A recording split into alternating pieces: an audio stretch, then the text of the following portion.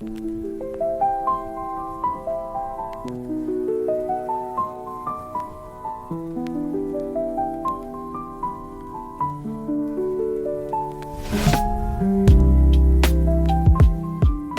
the door to mystery with one very short story.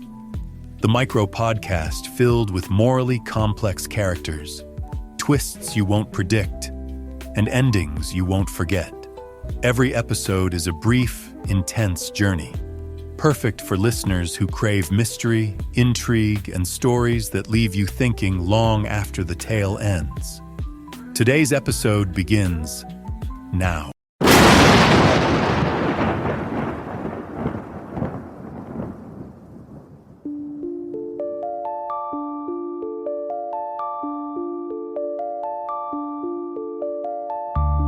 You ever try to do the right thing and end up looking like the villain in your own story? Yeah. That was me today. I'm leaving Walmart, minding my business, arms full of groceries, when this fella holds the door open for me. Nice gesture. I say thank you. Real polite. Apparently, he didn't hear me, because next thing I know, he's stomping up behind me like I just stole his cart. You could say thank you, he says. I did, I tell him. He squints, like I just told him I was the tooth fairy. So I stop, turn around, look him dead in his eyes, and say it again. Thank you. Then I go, now you say, you're welcome. He hesitates, mumbles something, didn't quite catch it. So I say, louder this time, I didn't hear you.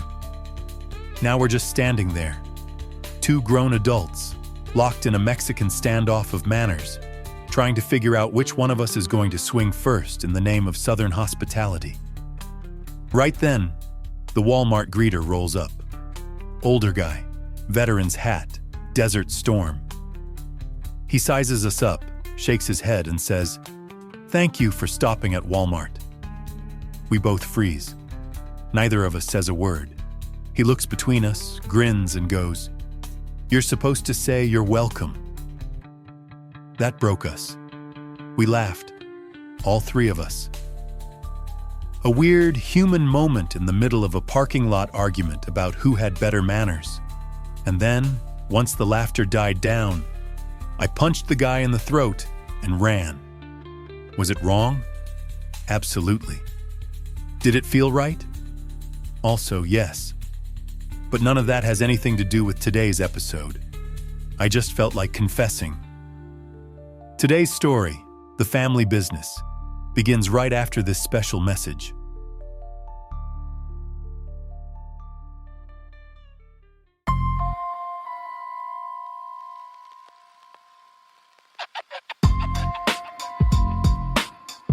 A man wakes in a sterile hotel room, his past scrubbed clean, his identity fractured. On his wrist, a barcode. In his hand, a letter written in his own handwriting, warning him not to investigate the echoes of a life he's forbidden to remember. His name is Silas, or maybe it isn't. Each assignment erases more of who he was. Each pill he swallows keeps him obedient. But when fragments of love, loss, and betrayal begin to surface, Silas discovers a truth more dangerous than any target he's ever been sent to kill. Someone wants his memory buried. Someone else wants it restored. And every hour he hesitates, he edges closer to becoming his own executioner. The Lethean by J.L. Stroud Jr. is a psychological thriller laced with rain-slicked streets, haunting echoes of the past, and a protagonist who may be both assassin and victim, hunter and hunted. For readers who love the paranoia of Robert Ludlum, the atmosphere of Philip K. Dick, and the relentless pacing of Lee Child, this is a mystery that asks one impossible question. If you can't trust your own mind, who can you trust? Download the ebook, The Lethean, and other books by J.L. Stroud Jr. at jlstroudjr.com. Link in the podcast description.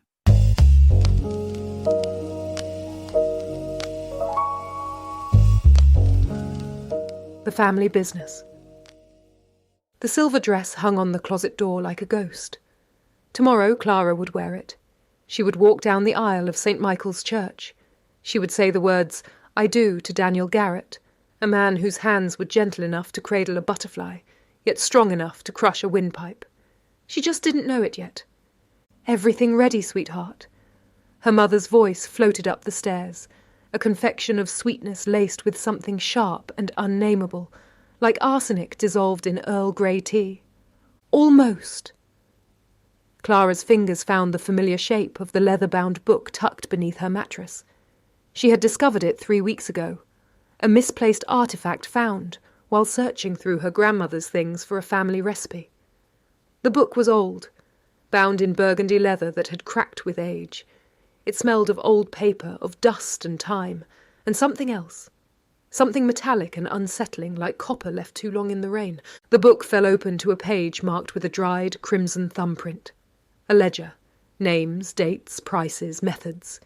Each entry was a sterile, brutal summary of a life extinguished, formatted like a business transaction. And at the bottom of each page, her father's elegant, familiar signature. Entry number 47. Henderson, Mark, age 52. Corporate espionage. Delivered via accidental fall from the 12th floor balcony, Canary Wharf. Client, Henderson Industries. Fee, £150,000. Completion date, 14th March 2019. Entry number 237, Chen Wei, age 61. Family dispute. Staged car accident, M, 25, Junction 15. Brake line compromise. Client, Chen's brother, David. Fee, £125,000. Completion date, 22nd January 2023. There were 43 entries in total, 43 lives catalogued with the same meticulous care her father applied to his wine collection. The truth seared itself into her mind, a permanent brand on her consciousness. Her family. The people who had taught her to say please and thank you, who had packed her school lunches with handwritten notes, ran a business that made people disappear. The rot was not just in the foundations of the house. It was in their blood. It was in her blood. The floorboards creaked in the hallway outside her door. The third board from the landing. The one that always gave away an approach. Clara's hands moved with practiced speed, sliding the ledger back beneath the mattress just as the footsteps stopped outside her room. Still awake? It was her father's voice through the door, low, calm. The same voice that had read her bedtime stories, the same voice that, she now understood, negotiated the price for a human life with the same equanimity he used to discuss the weather. "Just wedding jitters," she managed, her own voice a stranger to her, devoid of the tremor she expected. A strange calm had settled in her gut, a cold, heavy stone of certainty. There was a pause, a silence that stretched, filled with unspoken things. "Daniel's a good match," her father said finally, still in the hallway. "His family has connections, shared interests." As her father walked away, Clara thought about what he said. Connections, shared interests. The words hung in the air, thick and suffocating even through the closed door. Clara remained still, her hands resting on the mattress where the ledger lay hidden. Her hands were steady. She thought of Daniel, of how they had met 18 months ago at a gallery opening in Mayfair, an introduction facilitated by her father's business associate. It had all been so perfect. Too perfect. His proposal on that windswept cliffside in Cornwall, the way he had spoken of her family's reputation with a knowing smile, the way her parents had looked at him when they first met, a look of appraisal, of recognition, like wolves circling the same prey. She moved to the window. The moon cast sharp, geometric shadows across the manicured lawn. Below, in the rose garden, 2 figures stood in conference beside the marble fountain. Daniel and her father? Even from this distance she could see the tension in their postures, the way they stood close together. A private conversation. Something tightened in her chest. Instinct, Curiosity? Or perhaps something darker, born from 3 weeks of living with the knowledge in that ledger. She slipped out of her room, moving silently down the back stairs, the route she'd used as a teenager sneaking out to meet friends. The house was dark. Her mother had gone to bed hours ago. Clara moved through the kitchen and out the side door, staying in the shadows of the hedgerow that bordered the rose garden. She could hear them now, their voices low but clear in the still night air. She crouched behind a topiary hedge, close enough to see their faces in the moonlight. "She's ready," Daniel said, his voice stripped of the warmth he used with her. This was a different Daniel, a professional one. "Trusts me completely." "The wedding's perfect cover," her father replied. 200 guests, all those people, all those distractions. "The target will be there. Best man, actually." Daniel's laugh was short, mirthless. "Marcus Webb. He's been skimming from the Volkov operation. They want it handled quietly." Her blood ran cold. Marcus Webb. Daniel's childhood friend, a man who had helped them plan their honeymoon in Tuscany, who had clapped Daniel on the back and called her his new sister. "They'll never trace it," her father continued, the words precise and clinical. "Poison in the champagne toast. Fast-acting neurotoxin, untraceable after 12 hours. I'll have it delivered to the caterer in the morning, marked with a red dot on the base. You pass it to him during the speeches." "What about Clara?" Daniel asked. "She doesn't need to know." "Not yet." Her father's voice carried a cold satisfaction. "But after tonight, after she sees what we do, how we operate, we'll bring her in properly. She's smart. She'll understand it's the family legacy." "And if she doesn't?" A pause. "She will. She's my daughter." The family legacy. The words settled over her like a shroud. The Sunday dinners, the family game nights, the business trips that so often coincided with a news report of a prominent figure gone missing. Her father's frequent absences. The money that flowed so freely, the house in Hampstead, the villa in Antibes. The family business wasn't accounting. It wasn't law. It was death, packaged and sold to the highest bidder. And they would execute a murder at her wedding, in front of her, to initiate her into their world, to show her there was no escape, that this was her inheritance. Clara remained crouched behind the hedge, her mind racing. Then something else hardened in her chest. A resolve that had been dormant her entire life, a scorpion sting waiting for the moment to strike, all or nothing. If there was no way to escape the family curse, she would be part of it, but only on her terms. She watched as Daniel and her father shook hands, a business transaction concluded. Then they walked back toward the house, two men comfortable in their shared monstrosity. She waited until they disappeared inside, counting to 30 before moving. She slipped back through the side door, up the back stairs, and into her room.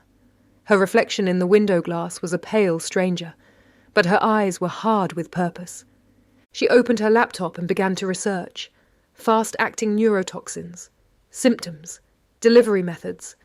The dark web was easier to navigate than she'd expected. Perhaps that was in her blood too.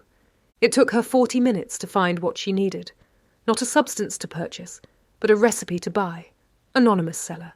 Verified reviews from people she hoped never to meet. Untraceable household poison. Fast-acting, mimics cardiac arrest. She paid in cryptocurrency her father had taught her to use for privacy. The irony wasn't lost on her. The recipe arrived in her encrypted email within minutes. Nicotine sulfate, concentrated from cigarettes. Combined with dimethyl sulfoxide from her mother's arthritis medication, it would be absorbed through mucous membranes instantly. Add a touch of ethanol to mask any taste. Fatal dose, 3 drops. Time to effect, 10 to 15 seconds. No exotic chemicals, no suspicious purchases. Everything available in an ordinary household. She had everything she needed in the house. She worked through the night in the bathroom, door locked, following the instructions with meticulous precision, extracting and concentrating the nicotine from a pack of cigarettes she'd taken from her father's study. The process was delicate, dangerous. She wore gloves she'd taken from the kitchen. By 4 in the morning, she had a small vial of clear liquid, enough for 1 dose, with nothing left over to trace. Then she picked up her phone. A text to her maid of honour, Sarah. Change of plans for tomorrow. I want to surprise Daniel with a special private toast before the reception. Can you help me set it up? Just need you to hold 2 glasses on a tray and bring them to me during the speeches. Romantic gesture, XX. The reply would come in the morning, no doubt. Oh my God, yes, Sarah will say. So romantic, of course. Clara set the phone down. Sarah would be the perfect innocent accomplice. She would never suspect. No one would. The next day was a blur of taffeta and hairspray, a performance for an audience of well-wishers.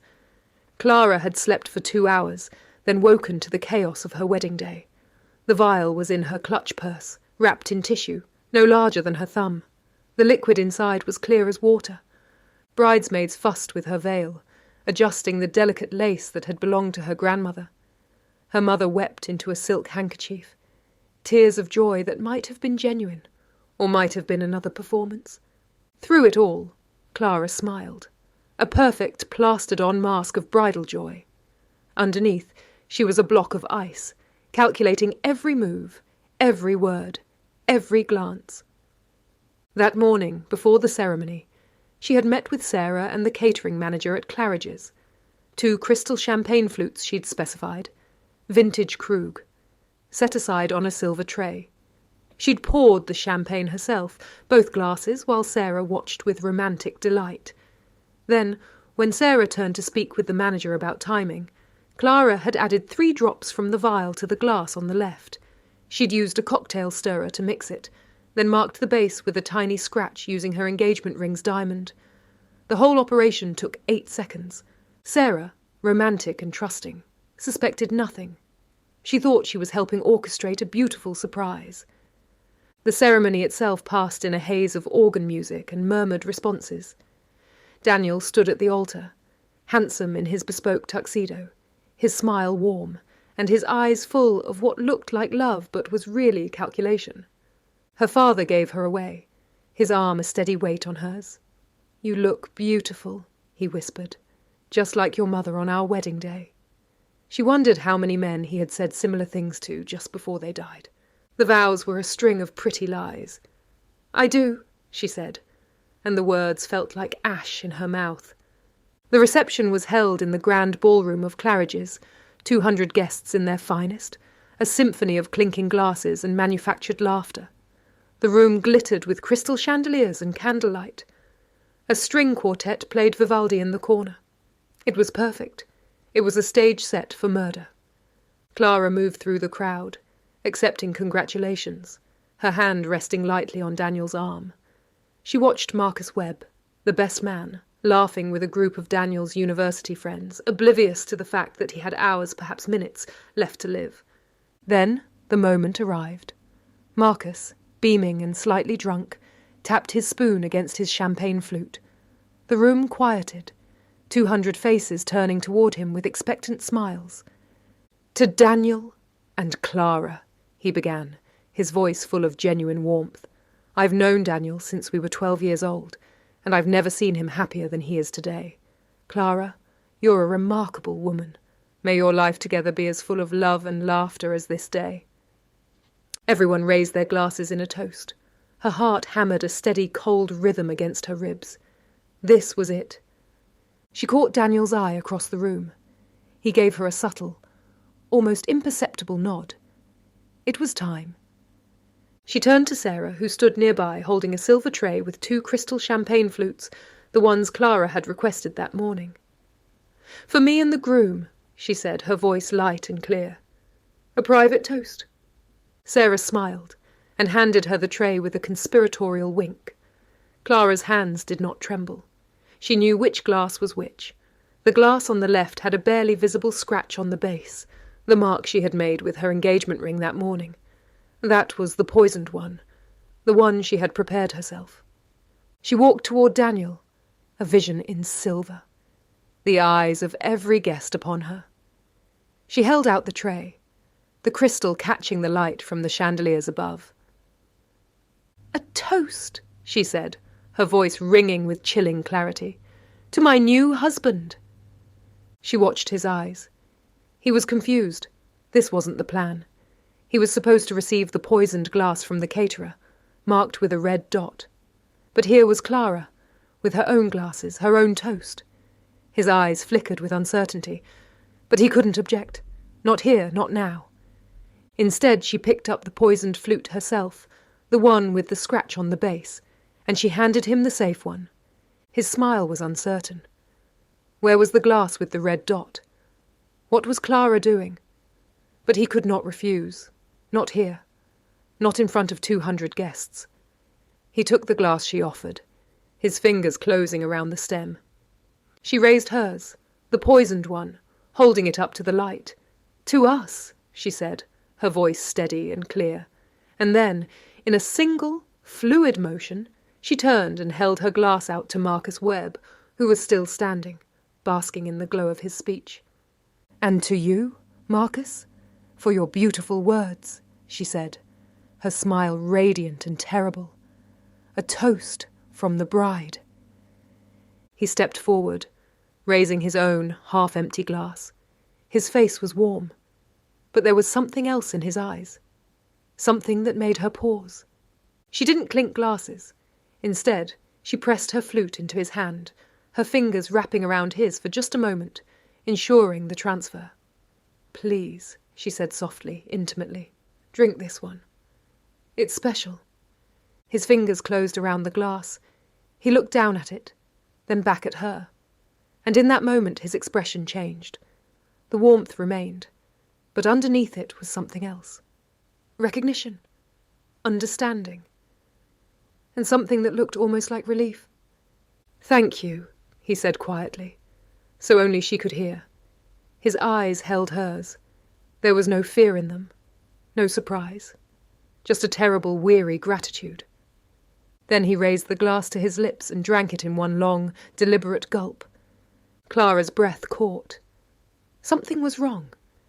This wasn't how it was supposed to. But Marcus simply smiled at her, a sad, genuine smile. He handed her back the empty glass. "You're kinder than them," he whispered. "Thank you for making it quick." She set the glass down on a nearby table. It took 12 seconds. She counted them without meaning to.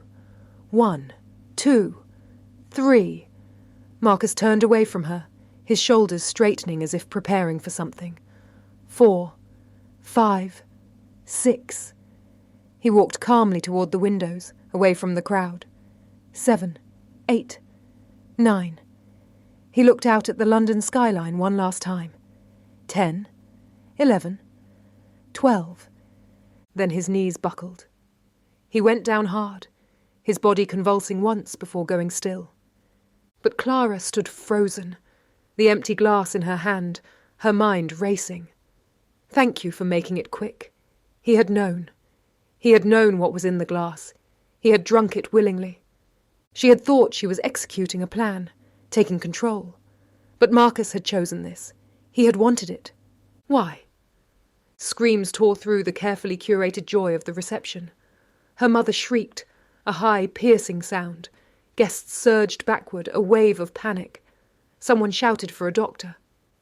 The chaos swirled around her, but Clara couldn't move, couldn't think past those words. "You're kinder than them." Daniel stared at her, his face a canvas of horror and dawning, sickening realization. His mouth opened, but no sound came out. He looked from Marcus's body to her, to the empty glass on the table, to the safe champagne still clutched in his own hand. She held his gaze. Let him understand. She had known. She had heard everything. And she hadn't just stopped their plan. She had executed her own. The target was the same, but the hand that dealt death was hers alone. Daniel's hand reached out, as if to stop her, but he couldn't speak. What could he say? That he'd planned to kill his best man at his own wedding. That his bride had beaten him to it. In the chaos, with guests screaming and security rushing in, there were no words that would save him. Clara moved through the spreading panic as if underwater. Everything was muffled, distant. She stopped in front of her father, who stood frozen near the head table. His face wasn't shocked. It was calculating. He leaned close, his voice low and urgent. "Well done. Clean, professional. We'll handle the rest." "He knew," Clara said, her voice hollow. "Marcus knew." Her father's expression didn't change. Of course he knew. He'd been investigating the Volkov operation for 6 months. He found the trafficking network, the children. He paused. He was gathering evidence, but he made a mistake. He told someone he trusted. That someone told them. The Volkovs don't just kill investigators, Clara. They make examples. His sister, his mother, everyone he loved. He knew what was coming. Clara's blood turned to ice. The children. The Volkov operation moves girls. 12, 13 years old. Eastern Europe to London. Marcus was going to expose it. He was a good man. Her father's voice was clinical, detached. But good men don't survive in this world. He knew the Volkovs would take days to kill him. Make him watch what they did to his family first. Your poison was mercy. The words hit her like physical blows. She had thought she was killing a criminal, a man who deserved it. But Marcus had been trying to save children. He had been the only decent person in the room, and she had murdered him. "You knew," she whispered. "You knew what he was doing." "The Volkovs paid well," her father said simply, "and Marcus was already dead. He just didn't know it yet." The words came out before she could stop them. The family business. I'm a natural. But they tasted like ash, like poison. Her father's eyes met hers, and she saw something flicker there.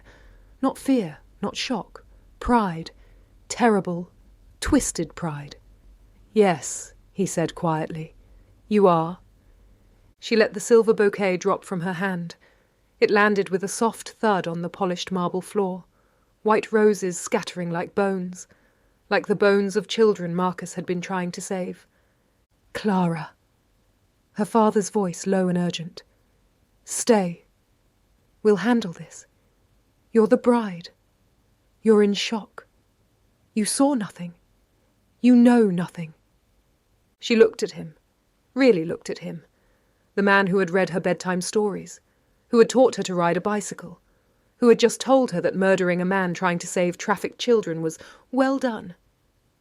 "I know," she said, her voice hollow. "You always handle it." She turned and walked toward the ballroom doors. Her heels clicked against the marble, each step echoing in her skull. Security was already moving through the crowd. Guests were being corralled. Someone was performing CPR on Marcus, a futile gesture.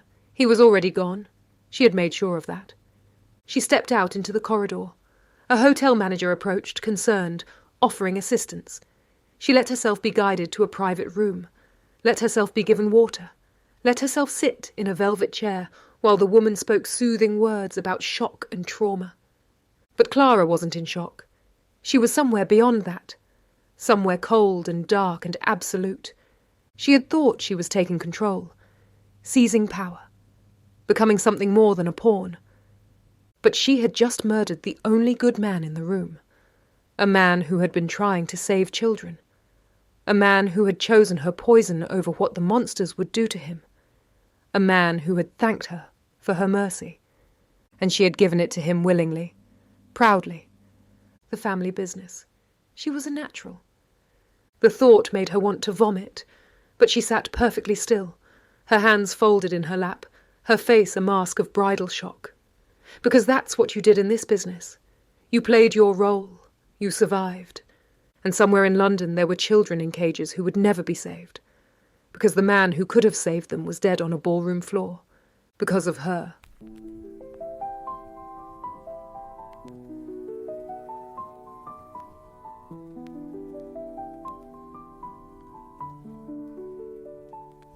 Thanks for listening to One Very Short Story. If today's story hooked you, don't forget to like, share, and subscribe. It helps us grow and keeps the suspense coming your way. Want to dive deeper? Check out the podcast description to learn more about the show and explore special offers from our sponsor. Until next time, keep dodging bullets and stay safe in the shadows.